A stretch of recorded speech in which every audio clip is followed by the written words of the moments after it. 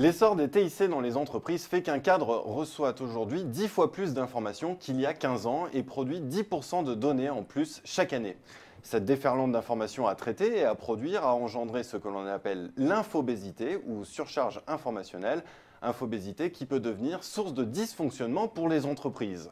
Alors comment faire face à cette situation? Eh bien, pour en parler, je reçois Caroline Sauvageol-Rialan, auteure d'un livre sur le sujet publié aux éditions Vuibert. Bonjour. Bonjour, monsieur Lurad.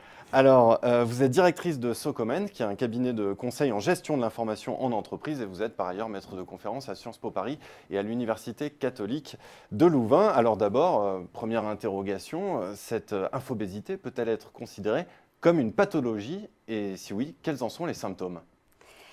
Alors, le mot infobésité a été inventé par David Schenk en 1996 et il fait donc l'analogie entre la maladie reconnue par l'OMS, l'obésité et l'infobésité. Donc l'obésité, qu'est-ce que c'est? C'est une accumulation de masse corporelle graisseuse qui a des risques, qui comporte des risques pour notre santé, des risques sur le cœur, sur les artères, etc. Dans le cas de l'infobésité, qu'est-ce que c'est que cet excès de masse grasse? C'est l'excès de stimuli informationnels dont nous sommes destinataires. Et le risque, quel est-il? Le risque, il porte sur nos processus cognitifs, sur nos processus intellectuels.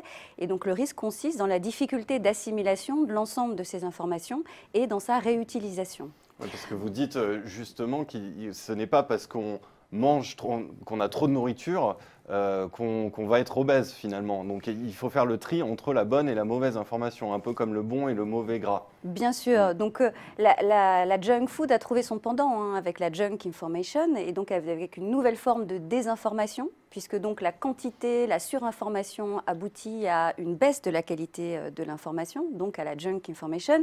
Et on sait effectivement qu'un homme mal informé, c'est un homme intoxiqué. Donc tout comme nous savons que nous sommes on dit que nous sommes ce que nous mangeons, mais on pourrait dire également que nous pensons ce que nous lisons. Oui, vous écrivez d'ailleurs, c'est très intéressant, page 95, à la croissance constante de l'information émise répond une baisse de tout aussi constante de sa qualité. Alors c'est réel, c'est une réalité dans les entreprises aussi. C'est une réalité. Aujourd'hui, on est dans une situation de désinformation qui est effectivement générée par la surcharge, puisque la croissance de l'information se fait à qualité décroissante. Donc c'est évidemment un énorme risque. C'est un énorme risque en entreprise pour la qualité de nos processus décisionnels, mais c'est un risque aussi pour nous en tant que citoyens, puisque nous sommes tous dépendants de la véracité de l'information pour nos prises de décision également en tant que citoyens. Alors pour le salarié, quels sont les risques finalement? C'est plus de stress, plus de pression face à cette déferlante d'informations, la peur de ne pas la maîtriser? J'ai envie de distinguer les risques pour les entreprises et pour les personnes, si vous le permettez. Pour les entreprises, les risques, c'est quoi? C'est effectivement une baisse de la qualité du processus décisionnel. Pourquoi? Parce qu'on sait que les personnes ont toujours tendance à attendre le plus longtemps possible avant de prendre une décision. Donc ça génère une paralysie de l'action. Et on sait également qu'il existe un seuil d'informations à recueillir avant de prendre une décision. Et si on va au-delà, la qualité de la décision est moins bonne. Donc un risque pour les processus décisionnels, un risque de paralysie et un risque de mauvaise qualité de la décision puisque des informations. Donc c'est le premier risque. Il y a un risque évidemment pour la productivité des organisations.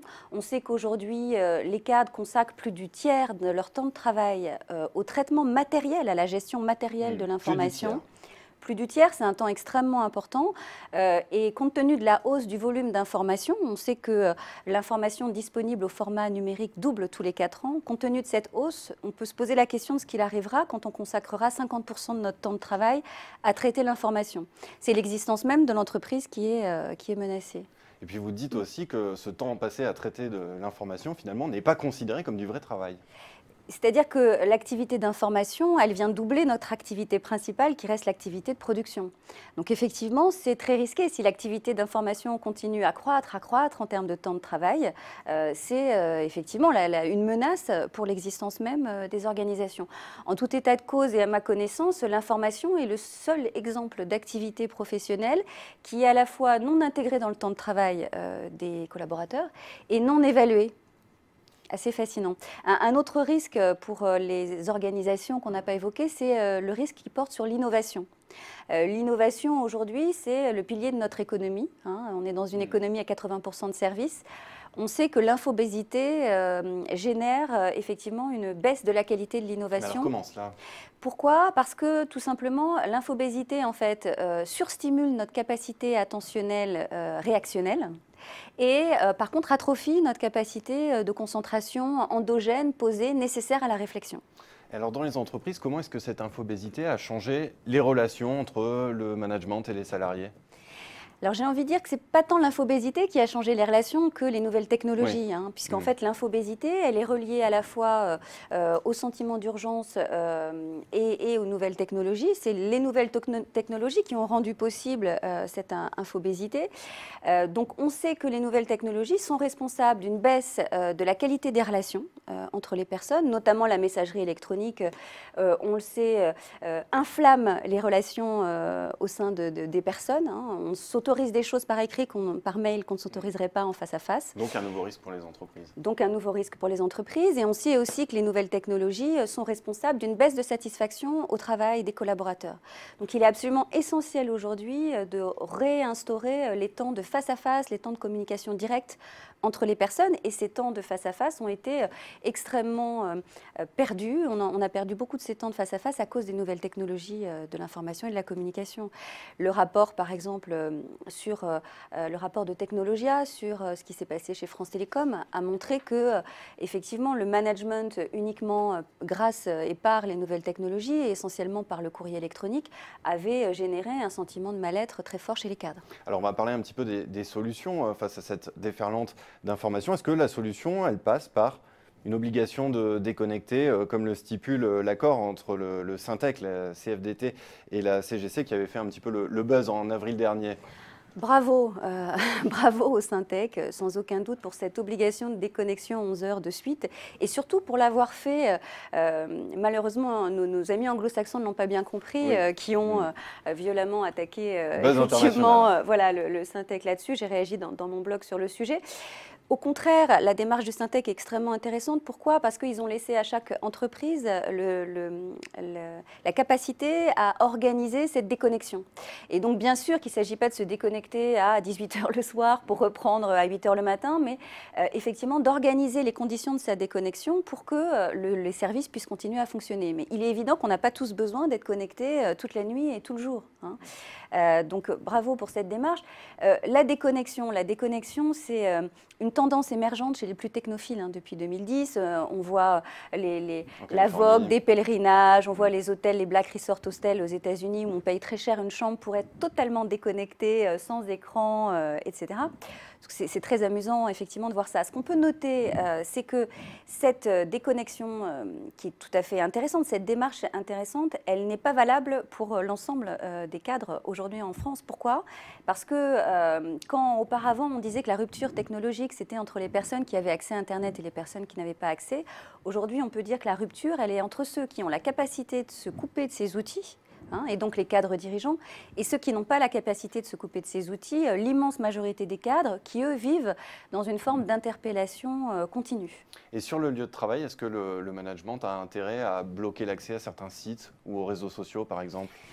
C'est quelque chose qui m'amuse toujours beaucoup quand je rencontre des managers ou des dirigeants qui me disent « chez moi, j'ai coupé l'accès à Facebook, etc. » J'ai envie de dire que tous les jeunes sont équipés de smartphones aujourd'hui, souvent plus performants que ceux qui sont fournis par l'organisation.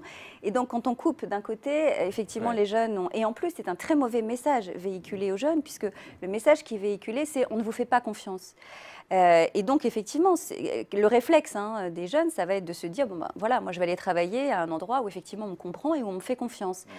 Les jeunes, aujourd'hui, je pense à la génération Y, bien sûr, vous l'avez compris, fonctionnent de manière différente par rapport aux technologies que la génération précédente, la mienne, les X. Donc, il faut faire confiance. Aujourd'hui, je pense que c'est vraiment ça l'enjeu d'aujourd'hui. Les jeunes ont une façon de traiter l'information qui est différente de la nôtre. Ils sont nés avec ces outils, donc ils les maîtrisent effectivement mieux que nous. Et il faut les laisser faire. Pour conclure, est-ce que cette infobésité va devenir un problème de plus en plus important dans ces prochaines années, puisque l'essor des TIC continue finalement? On n'est qu'au tout début du Big Data, par exemple. Complètement. Donc voilà, l'information mondiale produite entre 2002 et 2005 a pratiquement doublé. Et la quantité d'informations disponibles au format numérique double tous les 4 ans. Et pourtant, on a et on n'aura toujours qu'un seul canal d'attention. Donc bien sûr, l'infobésité va continuer, mais je pense que l'enjeu aujourd'hui, c'est de changer notre rapport à l'information et de voir les choses de manière différente. C'est-à-dire en fait sortir du mode de traitement de l'information de type réflexe primaire par ordre d'urgence pour arriver à un mode de traitement de l'information qui soit structuré, organisé. C'est l'analyse et le tri qui vont prendre de plus en plus d'importance. Bien en sûr, fait, et il n'y a que les valoriser. hommes pour faire ça. Et donc je crois qu'aujourd'hui, il y a plus d'enjeux pour les entreprises sur le développement du besoin d'information que sur la réduction des coûts. Et je pense qu'une prise de conscience est nécessaire. Infobésité, comprendre et maîtriser la déferlante d'informations, c'est de Caroline Sauvageol-Rialan. Merci beaucoup d'être venue sur Xerfi Canal Merci pour de votre parler de ce invitation. problème. Merci.